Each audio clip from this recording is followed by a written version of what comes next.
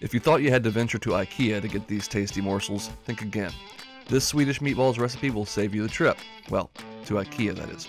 If you want the traditional lingonberry jam, you'll have to head to Sweden itself. But savory, creamy, and tinged with warming spices, these meatballs are delicious, and only some assembly is required.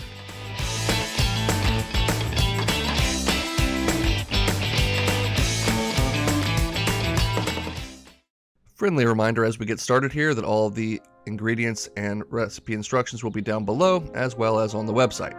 Anyways, we'll start by adding 1 large egg to a bowl and giving that a nice whisk to make it homogenous. I'm using a meatloaf mix, which is a mixture of beef, pork, and veal, but if you couldn't find that or don't want to use veal, equal parts beef and pork will work.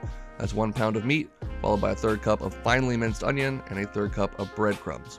A couple tablespoons of freshly minced parsley, 1 tablespoon of Worcestershire sauce, and this part's optional, but I do like the warmth and heat that a little cayenne brings to the party. Just a pinch to 1/8 of a teaspoon of that, a tablespoon of Dijon mustard, a teaspoon of garlic powder. I think I went a little heavy there, but it's all right.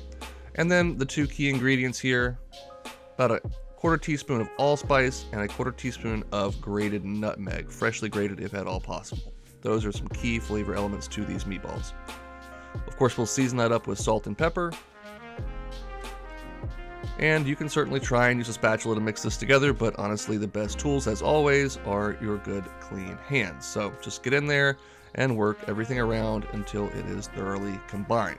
You can set this in the fridge, let it go overnight, but I'm ready to start cooking right now. So we're going to go ahead and start forming this into our balls. Oh, hi, Anubis. Always creeping. Anyways, I want these to be relatively even in size, so I'm using a 1 tablespoon measuring scoop to scoop the meat out, rolling it around in my hands, and rinse and repeat with the rest of the meat. You should get about 18 to 24 meatballs by the time you're done. To cook these, we're going to add 1 tablespoon of butter, followed by a little drizzle of olive oil to a skillet over medium heat, and add the meatballs. Depending on the size of your skillet, you may need to work in batches, but either way, you want to give them about 3 to 4 minutes on the first side until they start to brown. I'm aware that balls don't actually have sides, but just roll with me here, okay? Once you've got some nice color on them, move them around a little bit, and you can get them out of the pan once you've got those 2 sides colored and browned. We're going to build our sauce or gravy right in the same skillet, but first I've got to tend to my remaining meatballs.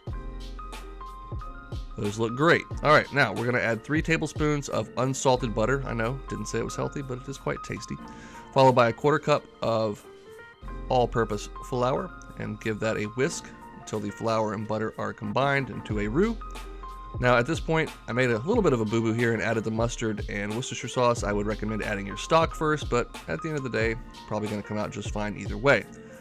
That's 1 tablespoon of Worcestershire sauce, 1 tablespoon of Dijon mustard. Give that a nice whisk to combine, and now bring on 3 cups of good quality beef broth or beef stock. Go ahead and whisk that thoroughly until it thickens up nicely, as this has here. And then we're going to add in 1/2 cup of either heavy cream or half and half, depending on how rich you would like it to be. Whisk that to combine, season with salt and pepper to taste, and then add your meatballs back to the sauce.